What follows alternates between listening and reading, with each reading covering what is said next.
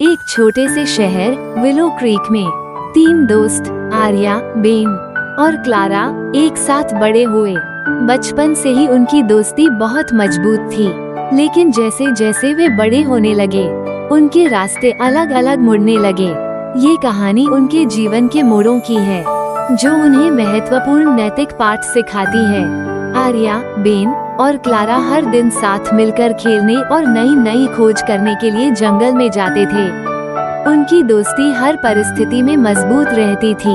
एक दिन जब वे अपने पसंदीदा स्थान पर बैठे थे, उन्होंने अपने सपनों के बारे में बात की।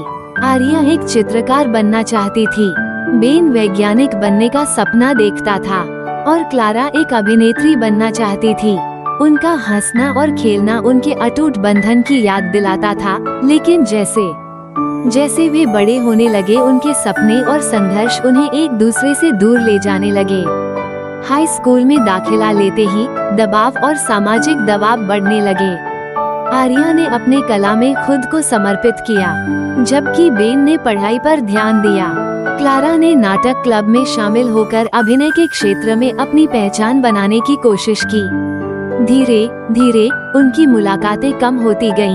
एक दिन जब वे फिर से अपने स्थान पर मिले, तनावपूर्ण वातावरण बना रहा। आर्या, तुम हमेशा अपनी कला में डूबी रहती हो, क्लारा ने कहा।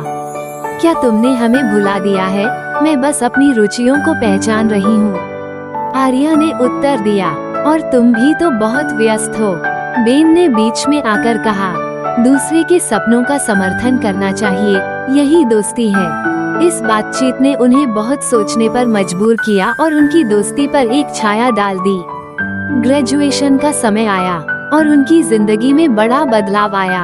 आर्या ने कला विद्यालय के लिए आवेदन किया, बेन ने विज्ञान में स्कॉलरशिप हासिल की और क्लारा ने स्थानीय थिएटर में एक प्रमुख भूमिका पाई। हालांकि वे सभी सफल हो रहे थे, लेकिन एक दूसरे से जुड़ना मुश्किल हो गया। एक शाम जब वे फिर से मिले, आर्या ने अपने कला विद्यालय की स्वीकृति पत्र साझा की। मुझे तुम पर गर्व है आर्या, लेकिन मैं तुम्हें बहुत याद करूंगा, जलन महसूस करते हुए बोली। मैंने भी बहुत मेहनत की है, ऐसा लगता है कि तुम दोनों मुझे पीछे छोड़ रहे हो, बेन ने कहा। हम सब आगे बढ़ रहे हैं, हमें एक दूसरे की उपलब्धियों का जश्न मनाना चाहिए। लेकिन क्लारा ने महसूस किया कि वे उसे छोड़ रहे हैं। उसने बड़े शहर में अभिनय का मौका पाने का फैसला किया। ये खबर उनके लिए बहुत कठिन थी और इसने उनके बीच की खाई को बढ़ा दिया। कुछ महीने बीत गए और उनके बीच बातचीत कम हो गई। आर्या ने अपनी कला में खुद को खो दिया, जबकि बेन ने पढ़ाई पर ध्यान दिया। दोनों ने क्लारा की अनुपस्थिति को महसूस किया।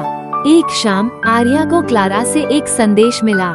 मैं तुम दोनों को याद कर रही हूँ, चलो मिलते हैं। आर्या और बेन ने खुशी खुशी मिलने का निर्णय लिया। जब क्लारा आई तो वो पहले से भिन्न लग रही थी, आत्मविश्वास से भरी लेकिन चिंतित।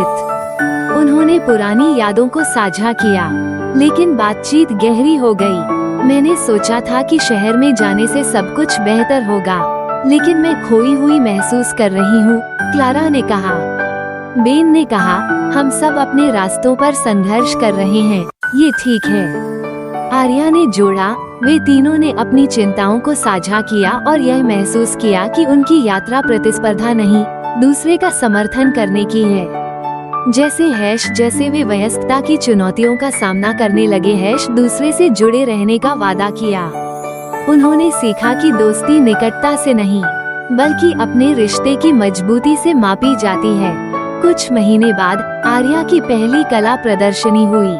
बेन वहां थौगव से भरा हुआ, क्लारा भी आई, यह महसूस करते हुए कि सफलता का मतलब केवल व्यक्तिगत उपलब्धियां नहीं, बल्कि उन लोगों का साथ होना है जो आपका समर्थन करते हैं। हम साथ में किसी भी मोड़ का सामना कर सकते हैं, आर्या ने मुस्कुराते हुए कहा। दोस्ती और नई शुरुआत के लिए, क्लारा ने कहा। विलो क्रीक में तीनों दोस्त जीवन के मोड़ों को गले लगाते हैं, ये जानते हुए कि उनका बंधन उन्हें मार्गदर्शन करेगा। उनकी कहानी का नैतिक सरल लेकिन गहरा है। सच्ची दोस्ती दूरी, चुनौतियों और परिवर्तन के बावजूद बनी रहती है। यह एक दूसरे को सहारा देने, सफलताओं का जश्न मनाने और एक साथ डर का सामना करने के बारे में है। हर नया मोड़ जीवन में बढ़ने का एक अवसर है।